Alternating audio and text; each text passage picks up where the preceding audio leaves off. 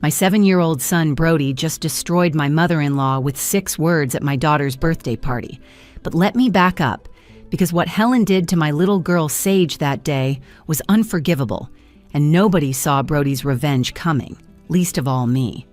I'm Jenna, and I need to tell you about the most insane thing that ever happened at a kid's party. I'm 34 years old, work as a school nurse at Riverside Elementary, and I thought I'd seen everything when it came to childhood drama. But nothing prepared me for what my own family would do on what should have been a perfect Saturday afternoon.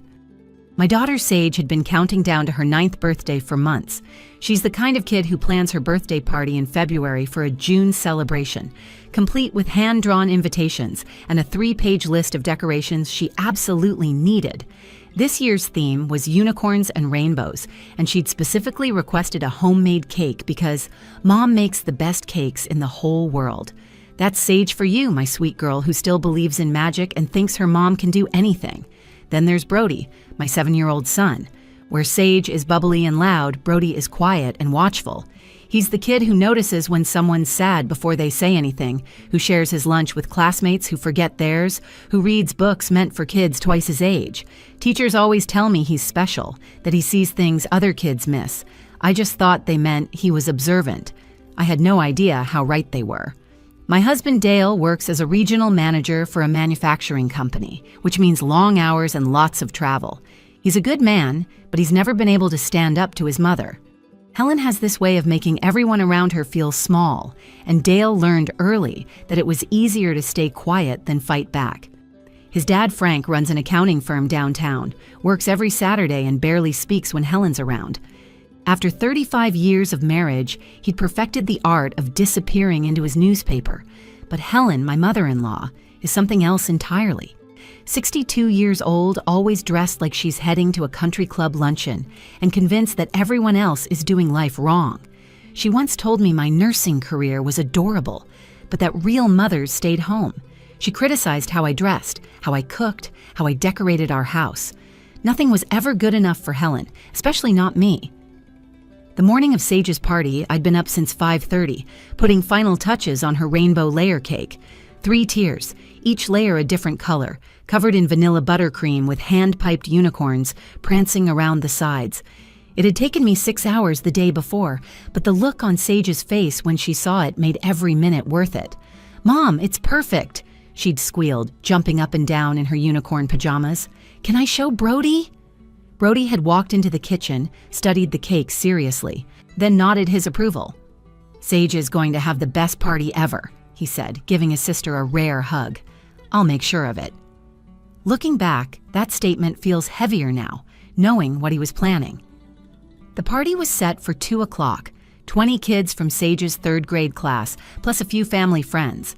I'd transformed our backyard into a pastel wonderland with streamers, balloons, and a bounce house that cost a fortune to rent. My sister Ruby came early to help set up, bringing her famous fruit punch and enough party favors to stock a small store. "You've outdone yourself, Jenna," Ruby said, tying the last balloon to the fence. "This looks like something out of a magazine." Dale was setting up tables when his parents arrived at noon, 2 hours before the party started. Frank immediately excused himself to make urgent calls in our home office. Helen walked through our backyard like a health inspector looking for violations. "A bounce house?" she said, wrinkling her nose. "Those things are breeding grounds for germs. And all this sugar? Children don't need this much stimulation, Jenna. A simple gathering would have been more appropriate." Dale shot me his usual pleading look, the one that begged me not to engage. I bit my tongue and focused on arranging cupcakes on the dessert table. But Brody was watching from the porch, his eyes moving between Helen and me like he was memorizing something important. "Grandma," Sage ran over, twirling in her purple party dress, "look at my cake. Mom made it just for me." Helen barely glanced at it. "Very colorful, dear, though perhaps too much so. Elegance is about restraint, Sage. Remember that." The way my daughter's face fell in that moment should have been my first warning that this party was about to go very, very wrong.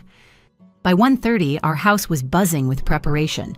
I was in the kitchen filling goodie bags while Ruby arranged sandwich platters. Dale strung up the last of the happy birthday banner across the patio while Sage practiced her thank you speech for when she'd open presents. Everything was falling into place exactly as I'd planned. "Mom, can I wear my unicorn headband with my dress?" Sage asked, bouncing into the kitchen. "Of course, sweetheart, it's your day. You wear whatever makes you happy." Helen, who'd been sitting at our breakfast bar criticizing my choice of paper plates, made a disapproving sound. "Children need structure, Jenna, not endless choices. You're spoiling her." Ruby caught my eye and mouthed, "Ignore her," while Helen continued her lecture about how birthday parties in her day were proper affairs with china plates and children who knew how to behave. I'd heard this speech before, usually followed by stories about Dale's childhood parties that sounded more like corporate luncheons than celebrations.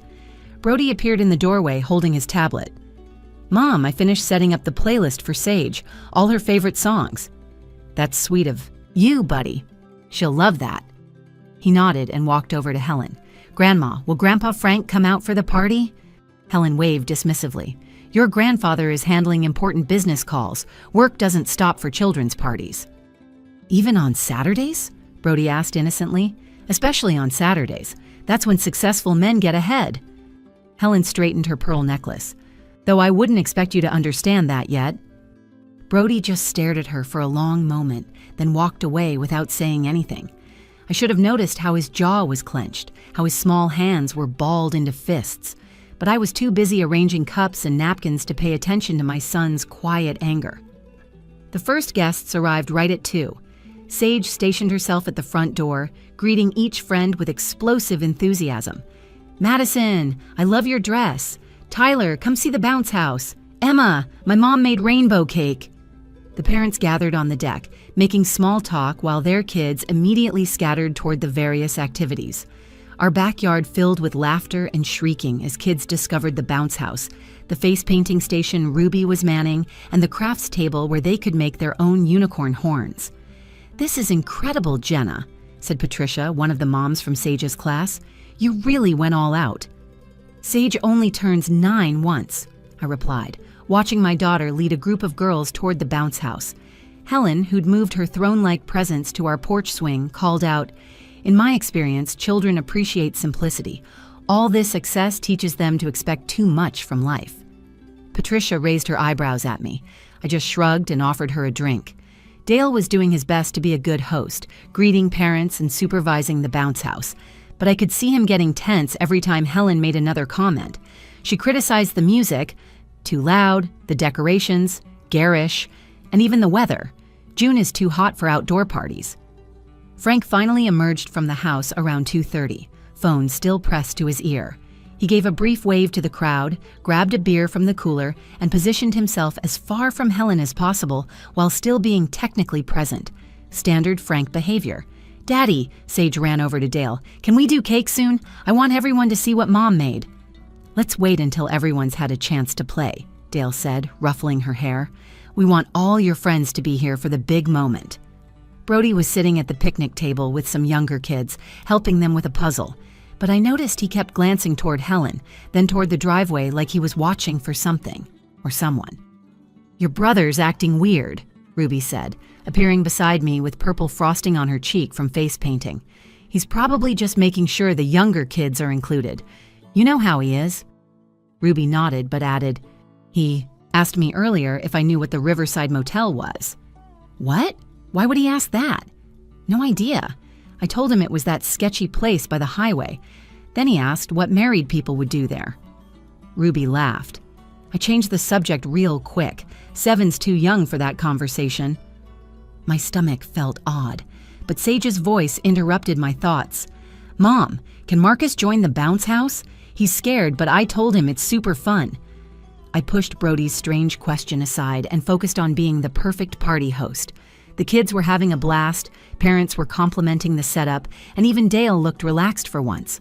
If only I'd paid attention to my son's unusual interest in motels and his grandmother's schedule. Maybe I could have prevented what came next, but honestly, after what Helen did, I'm glad I didn't. At 3 o'clock, I started gathering everyone for cake time.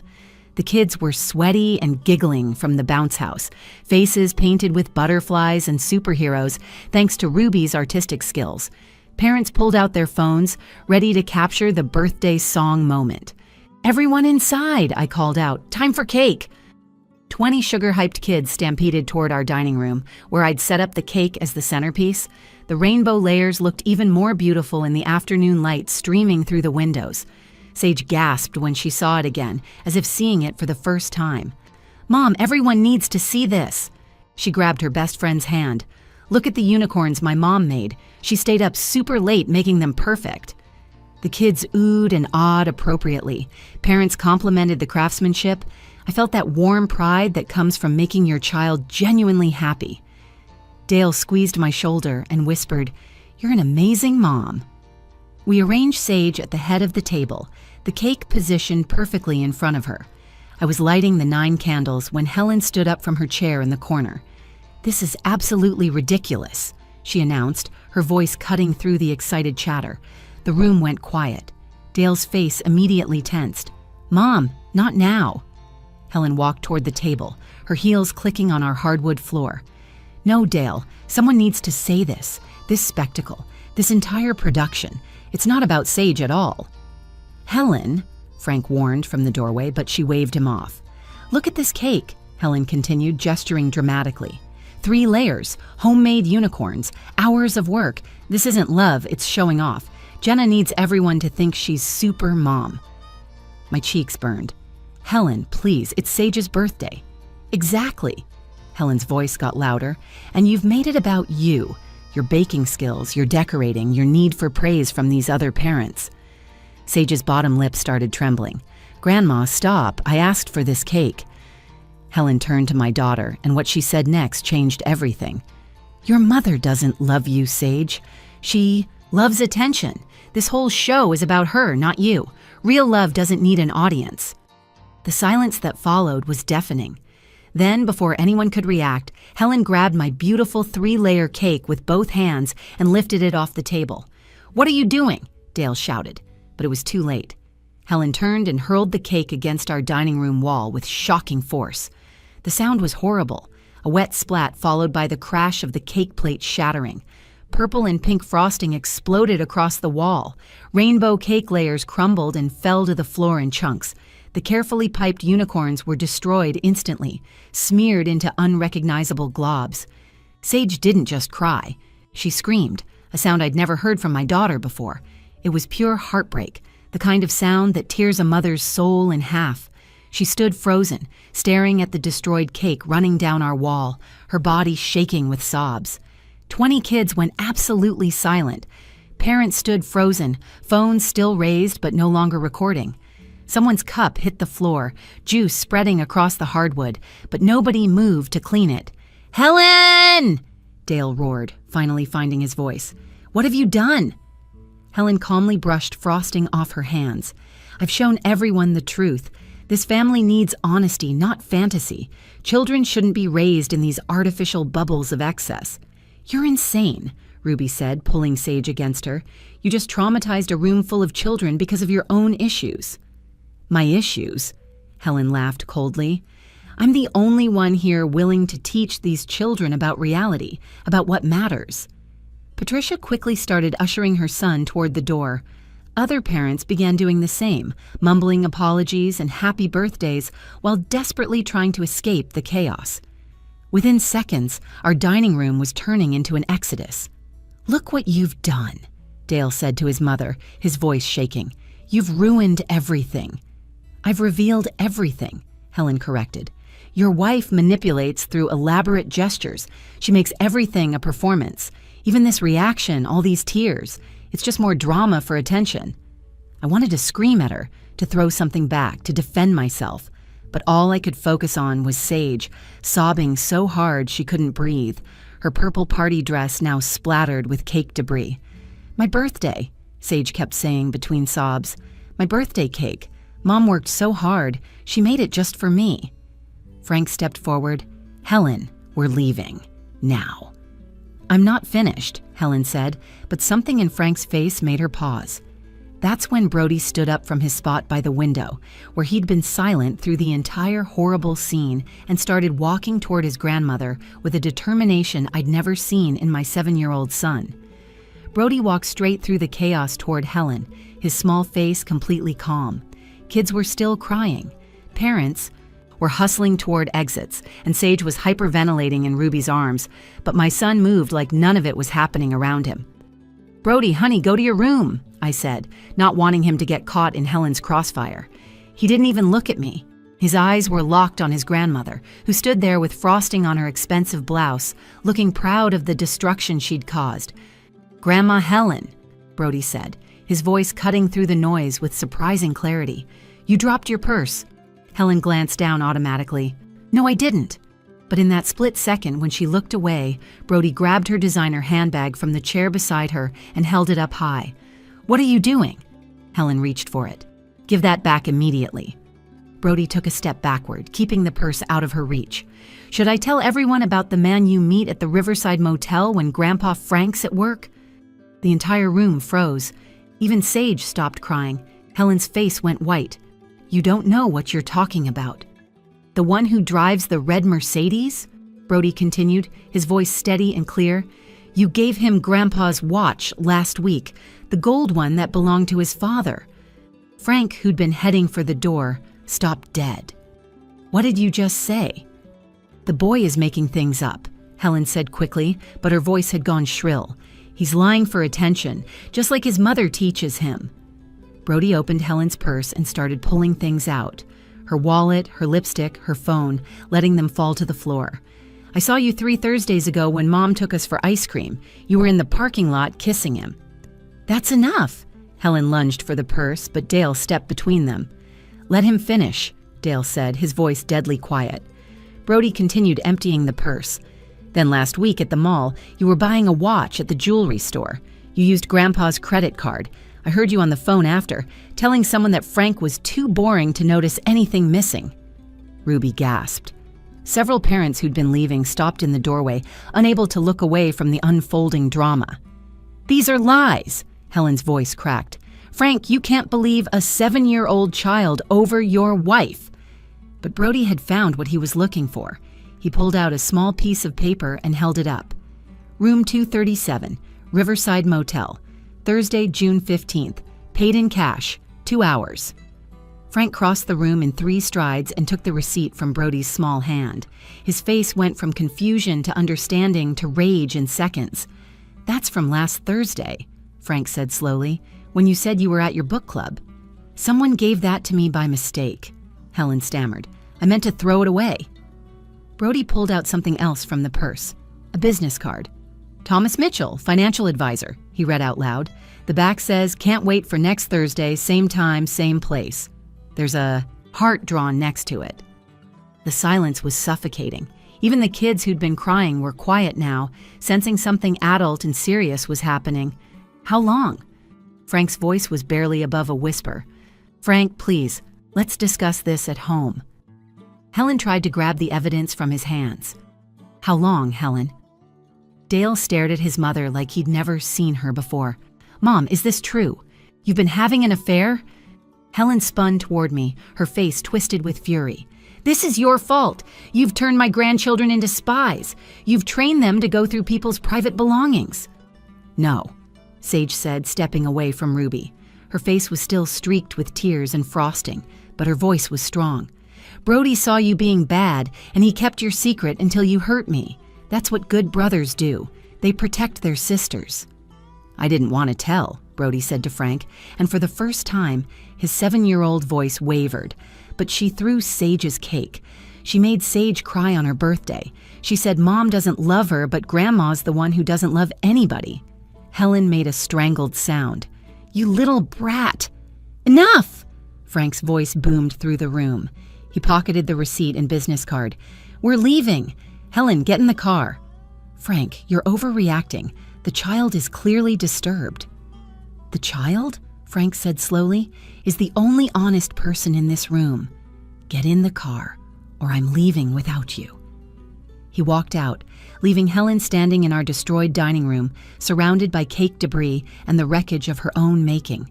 She looked around wildly, seeking support from anyone, but found only disgusted faces and protective parents shielding their children from her. Helen stood there for a moment, her mouth opening and closing like a fish gasping for air. Then she grabbed what was left of her belongings from the floor and rushed after Frank, her heels slipping on the cake frosting. "Frank, wait, let me explain." She ran out the door, but we heard the car engine start and Frank's voice through the window. "I'm going to my brother's house. Don't follow me." Helen pounded on the car window. "Frank, you can't leave me here. 35 years of marriage and you believe a child over me?" "The child had evidence, Helen. You had lies." We watched through the window as Frank drove away, leaving Helen standing in our driveway. She turned back toward the house, saw all of us staring, and her face contorted with rage. "This isn't over," she screamed at the house. "You've destroyed my marriage. You've ruined everything." Patricia, one of the remaining parents, quietly said, "Ma'am, you did that yourself." Helen pulled out her phone with shaking hands and called someone.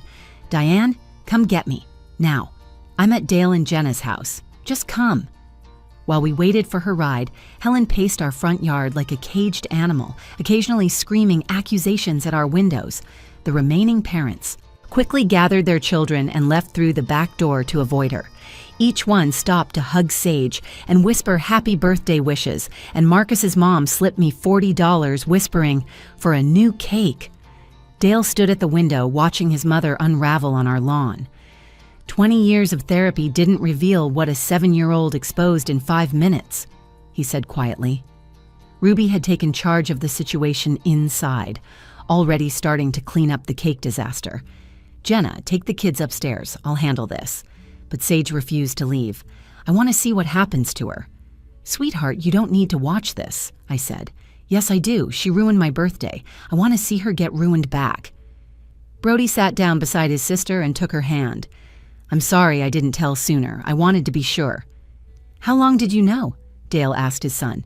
3 weeks. I saw her at the motel when Mom drove past to get to the ice cream place.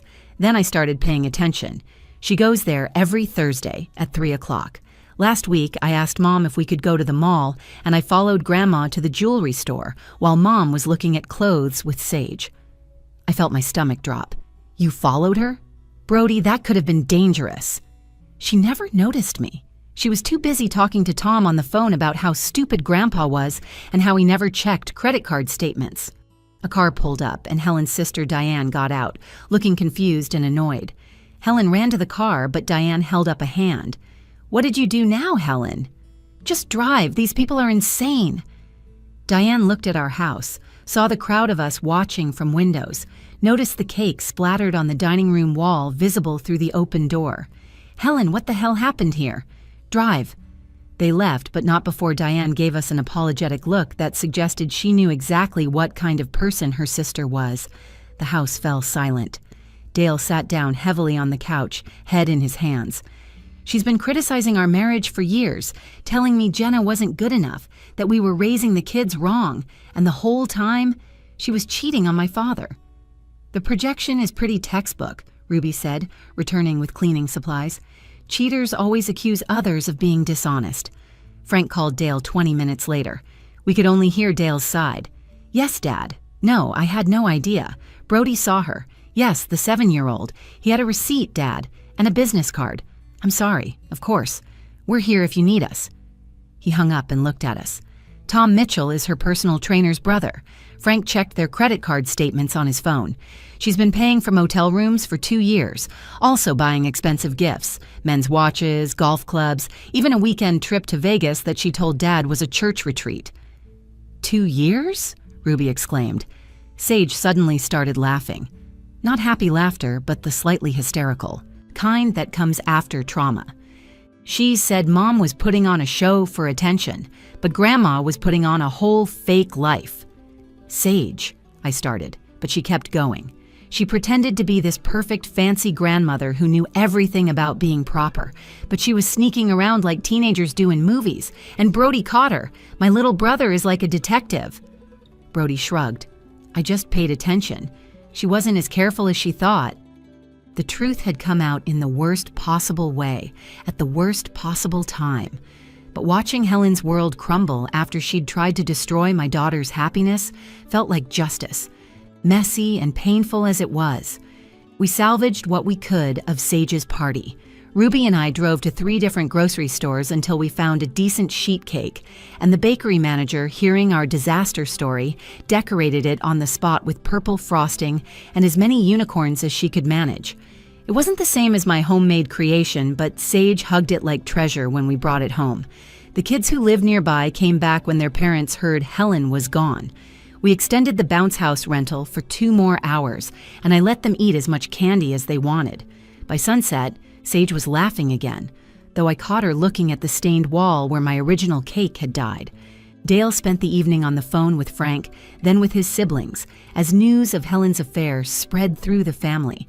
His brother Kevin's response was apparently, "That explains why she was always accusing everyone else of lying." His sister Maria drove down from Sacramento that night just to verify the story was true. The next morning, Frank showed up at our door with boxes. "I need to store these in your garage," he said, looking like he'd aged 5 years overnight. "They're Helen's things. I'm changing the locks today." "Dad, are you okay?" Dale asked. Frank sat at our kitchen table, the same spot where Helen had criticized my parenting hours earlier. "You know what the worst part is? It's not the affair. It's that she let a 7-year-old boy carry that burden. Brody knew for weeks and said nothing because he didn't want to hurt anyone. What kind of grandmother puts a child in that position?" Brody was eating cereal nearby, listening. Frank turned to him. "I'm sorry you had to see that, buddy, and I'm sorry you felt like you had to be the one to protect your sister." "Someone had to," Brody said simply. "She always says mean things to Mom and Sage. I was waiting for the right time." "And throwing your sister's birthday cake was the right time?" Frank asked. "She hurt Sage on purpose. That made it okay to tell the truth." Frank filed for divorce the following Monday. Helen tried to contest it until Thomas Mitchell's wife Lauren called Frank with her own evidence, including credit card records and security footage from the motel. Turns out Lauren had suspected for months and had hired a private investigator. She was just gathering evidence when our birthday party explosion happened. Helen tried to reconcile with Dale, calling repeatedly with apologies that turned into accusations. "Your son violated my privacy," she'd say. Then in the same breath, "I was lonely because your father worked all the time." Dale blocked her number after she suggested that I had trained Brody to spy on her. The extended family took sides quickly. Most supported Frank, especially after learning about the stolen watch, which had belonged to Frank's father who'd passed 10 years earlier. Helen had given a family heirloom to her affair partner. That detail lost her any remaining sympathy. Sage processed the trauma in her own way. She started standing up to bullies at school with newfound confidence. "If I can survive my grandma destroying my birthday party, I can handle mean kids," she told her teacher. Her nightmares lasted about a month, but she worked through them with the therapist we found, who specialized in family trauma. Brody became something of a legend among our friends. Other parents would joke about hiring him to investigate their own suspicions, though we quickly shut that down. We got him into therapy too to process what he'd witnessed and carried alone. His therapist told us Brody had shown remarkable emotional intelligence, but needed to understand he wasn't responsible for protecting everyone. Dale struggled the most. He'd spent 36 years accepting his mother's criticism, believing her version of perfect families and proper behavior, learning she'd been living a complete lie while judging everyone else broke something in him. But it also freed him. He started standing up for us, for our choices, for our messy but loving life. 3 months later, at Thanksgiving, Frank joined us alone. He'd sold the house he'd shared with Helen, moved into a nice condo downtown, and seemed lighter somehow. "I should have paid attention," he said over pumpkin pie. "Brody saw what I chose to ignore." "You trusted your wife," I said. "That's not a character flaw." Helen moved to Phoenix to live with Diane, who apparently gave her an ultimatum about getting therapy. We heard through family gossip that she'd joined a church and was telling everyone her family had abandoned her over a misunderstanding. Thomas Mitchell's wife divorced him, and he moved to Florida. The Riverside Motel probably wondered why they lost their Thursday afternoon regular customers. The wall where the cake hit still has a faint stain, despite multiple paintings. Dale wanted to hire professionals to fix it, but Sage asked us to keep it. "It reminds me that Brody protected me," she said, "and that sometimes the truth is messier than cake on a wall, but it's better than lies." Every Thursday at 3 o'clock, I remember that my 7-year-old son knew exactly when his grandmother was betraying his grandfather. He held that secret, waiting, watching, until someone he loved got hurt. Then he weaponized the truth with the precision of someone far older than 7. Some people say kids don't understand adult problems, but kids see everything. They know who really loves them and who's just performing. They know the difference between real affection and manipulation, and sometimes, when you hurt someone they love, they'll destroy you with your own secrets, pulled from a designer purse at a 9-year-old's birthday party. That's what happened the day my mother-in-law threw a cake and my son threw back the truth. If you enjoyed this story, please give it a like and share it with someone who might need to hear that sometimes the smallest voices speak the loudest truths.